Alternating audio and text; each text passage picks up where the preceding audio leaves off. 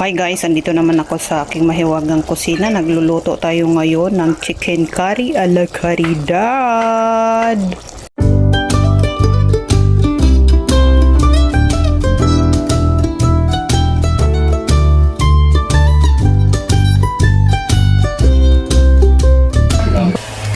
Luto tag chicken curry guys, mo ni ako ang ingredients o carrots, patatas, chicken, luya, bombay, ahos, at sal. Una magpainit ta og mantika sa ako ang kawali.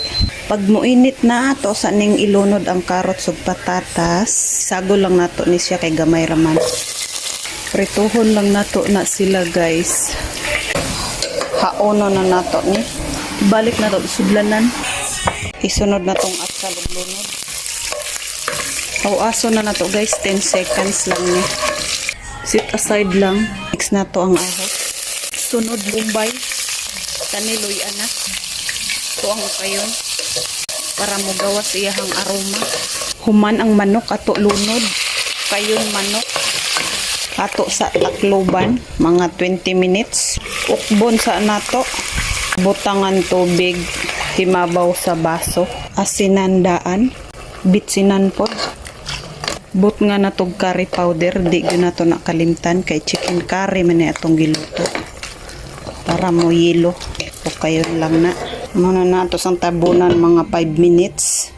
After 5 minutes, kung sa tingin mo ay luto na ang manok, ilunod na to ang patatas o carrots. Kayo na to na.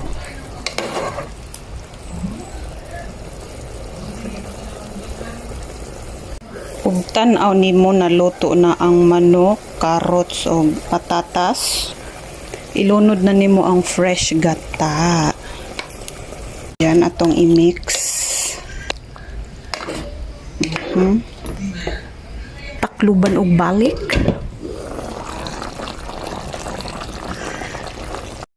Last ang atsal, lunod na.